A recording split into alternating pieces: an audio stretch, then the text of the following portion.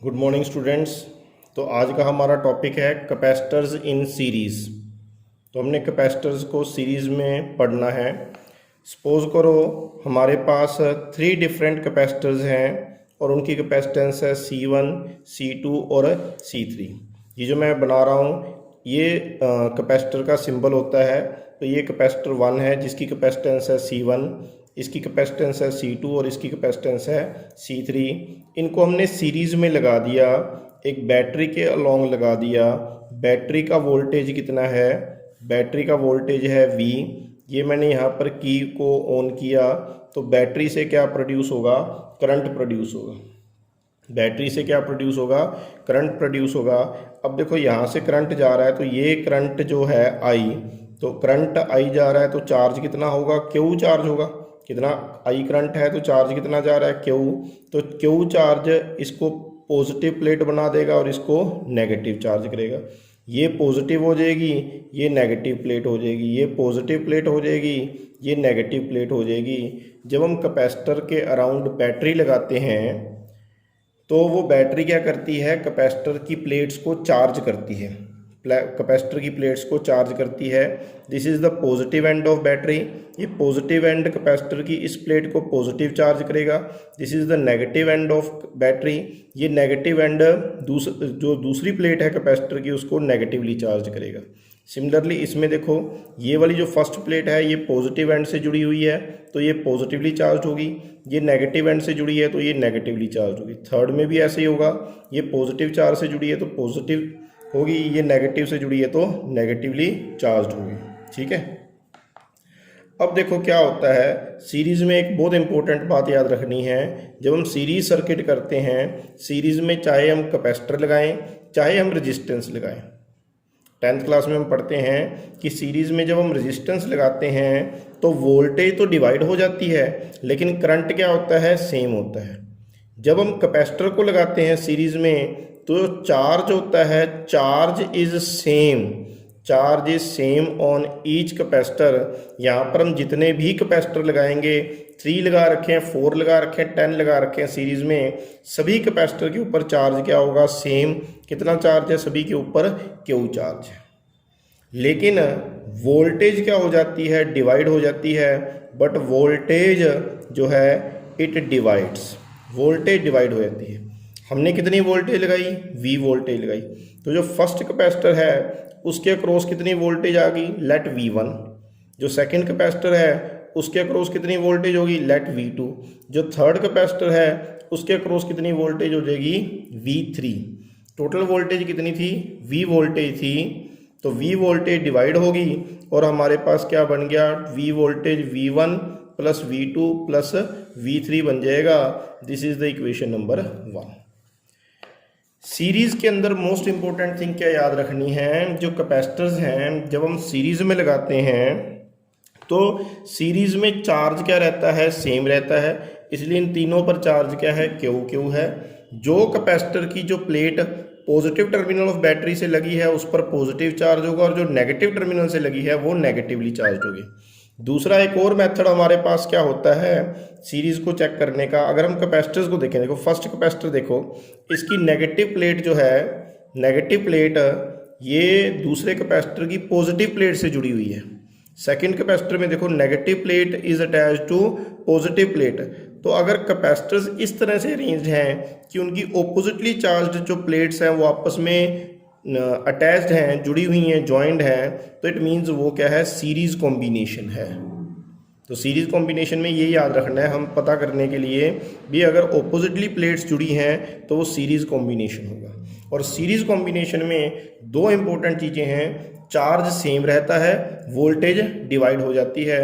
अब मैं इंडिविजुअली सभी कैपेसिटर के ऊपर फॉर्मूला लगाऊंगा जो कि हमारा पास फॉर्मूला होता है Q is equal to CV।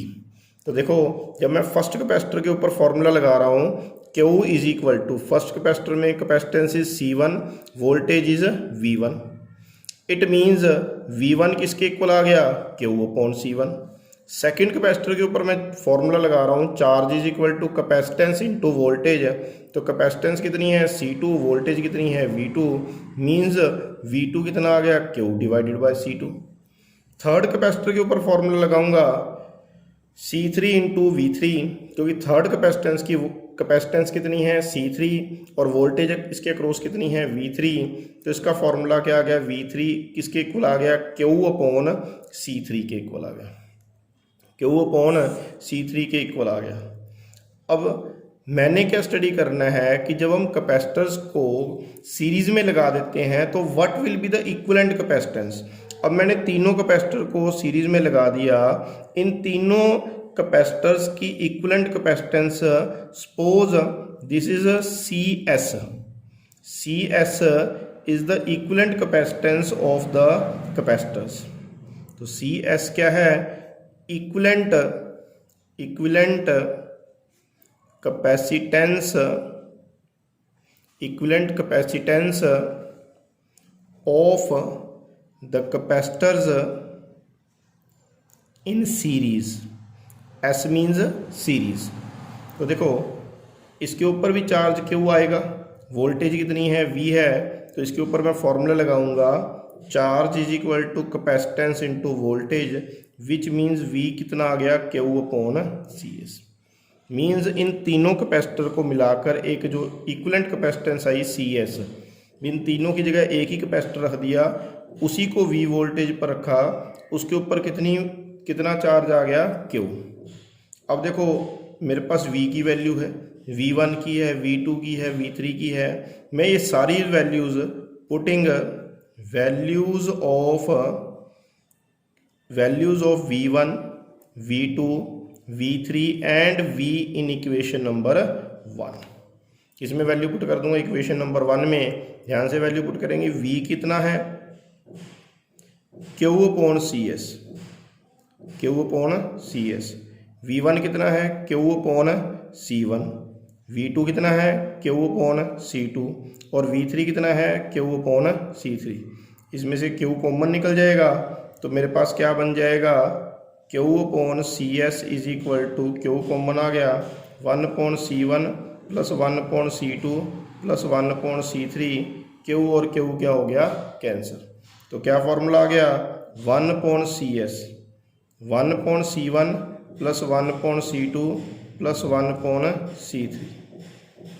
Means equivalent capacitance क्या होती है, जब हम कैपेसिटर्स को सीरीज में लगा देते हैं तो रेसिप्रोकल सम कर देंगे, सभी का क्या कर देंगे, हम रेसिप्रोकल सम कर देंगे।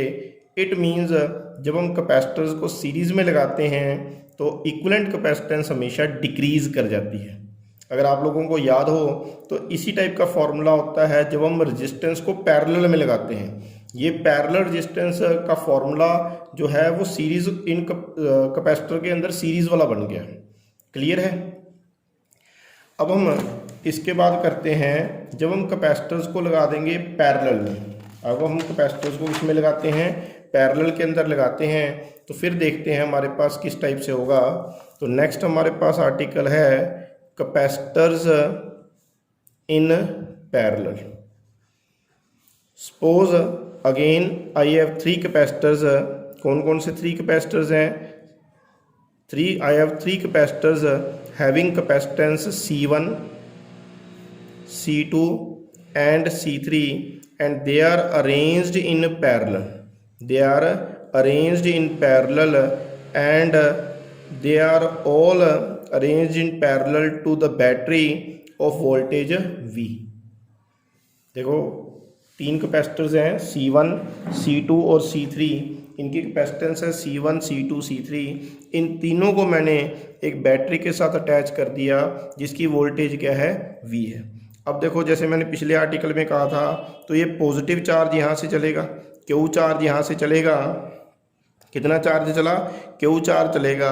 इस पॉइंट पर आकर ये Q चार्ज क्या हो जाएगा, डिवाइड हो जाएगा। Q1 इधर चला गया, Q2 इधर चला गया और Q3 इधर चला गया, प्लस Q चार्ज यहाँ गया तो Q चार्ज जो है वो डिवाइड हो गया और इसके अंदर जो लेफ्ट हैंड साइड वाली प्लेट थी तीनों कैपेसिटर्स की, वो क्या बन गई, हमारे पास पॉजिटिव चार्ज बन गई। तीनों कैपेसिटर की जो लेफ्ट हैंड साइड वाली प्लेट थी वो क्या बन गई, पॉजिटिवली चार्ज बन गई।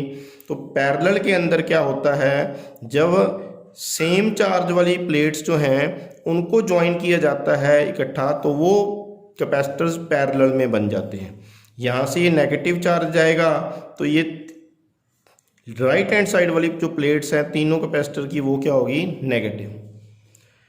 यानी जब हम कैपेसिटर को पैरेलल में लगाते हैं, इन पैरेलल, जब हम कैपेसिटर्स को पैरेलल में अरेंज करते हैं, चार्ज जो है, चार्ज गेट डिवाइडेड, वो डिवाइड हो जाता है, बट वोल्टेज जो होती है, but voltage remains same. Parallel की ये प्रॉपर्टी होती है कि पैरेलल के अंदर वोल्टेज क्या रहती है, सेम रहती है। ये वही प्रॉपर्टी होती है जो हम रेजिस्टेंस इन पैरेलल करते हैं, उसके अंदर भी यही सेम चीज़ होती है।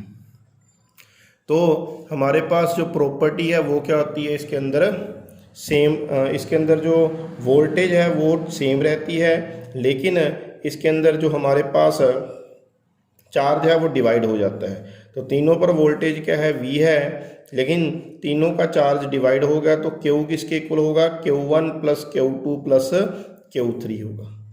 ठीक है, चार्ज यहाँ से डिवाइड हो गया, चार्ज का नाइदर भी क्रिएटेड नोर भी डिस्ट्रॉयड है, तो चार्ज हमेशा कांस्टेंट रहता है। तो Q चार्ज से Q1 बन गया, Q2 बन गया, Q3 बन गया। अब मैं जो हमारा कैपेसिटर वाला फॉर्मूला होता है Q is equal to CV, वो तीनों कैपेसिटर्स पर अलग अलग लगाता हूँ। तो देखो फर्स्ट कैपेसिटर में क्या आ गया, Q1, फर्स्ट में Q1 इज इक्वल टू क्या आ गया, C1 into V।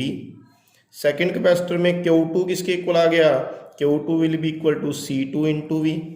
Third capacitor के अंदर Q3 क्या आ गया, जितनी थर्ड कैपेसिटर की कैपेसिटेंस है इंटू वोल्टेज, यही हो गया ना। Q चार्ज, इस कैपेसिटर पर Q चार्ज कितना है, Q1, इसकी कैपेसिटेंस कितनी है, C1, वोल्टेज कितनी है, V। ऐसे इस पर आ जाएगा, इस पर चार्ज कितना है, Q2, इसकी कैपेसिटेंस कितनी है, C2, इसके ऊपर वोल्टेज कितनी है, V। थर्ड वाले में चार्ज कितना है, Q3, इसकी कैपेसिटेंस कितनी है, C3, वोल्टेज कितनी है, V।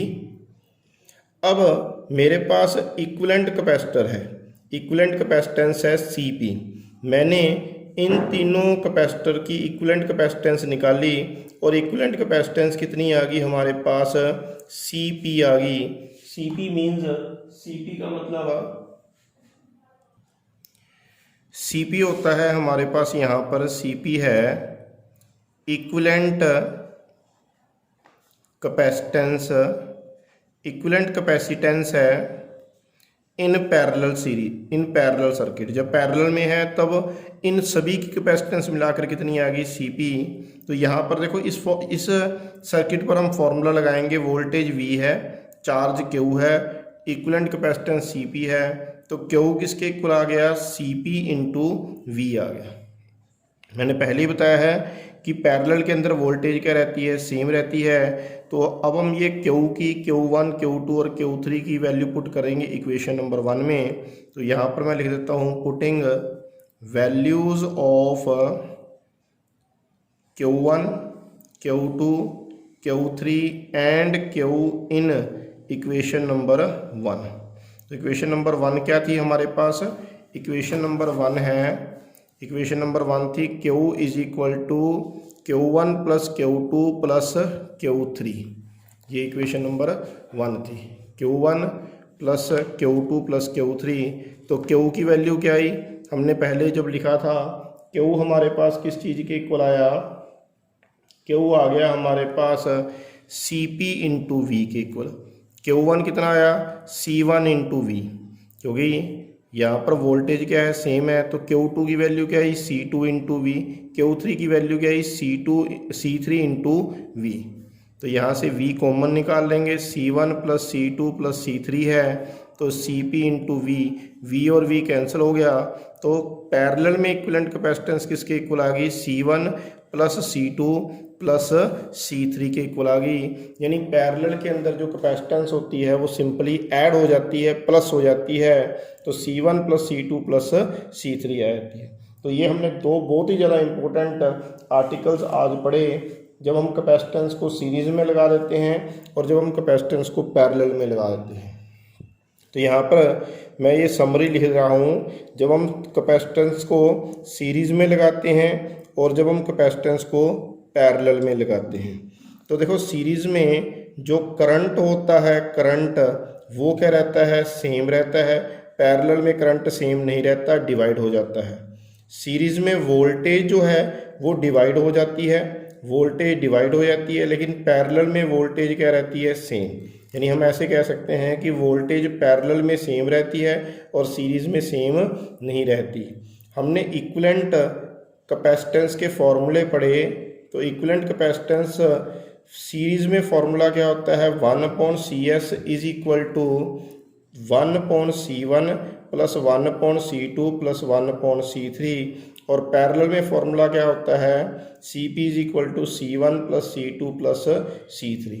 अगर हम चाहते हैं कि हमारी कैपेसिटेंस इंक्रीज़ हो तो हम कैपेसिटर्स को सीरीज़ में पैरेलल में लगाएंगे, और अगर हम इक्विवेलेंट कैपेसिटेंस कम लेना चाहते हैं तो हम इसको पैरेलल सीरीज़ में लगाएंगे। तो ये हमारे पास दो बहुत इंपॉर्टेंट आर्टिकल हैं, इनके ऊपर बेस्ड न्यूमेरिकल हम बाद में करेंगे। Thanks for watching.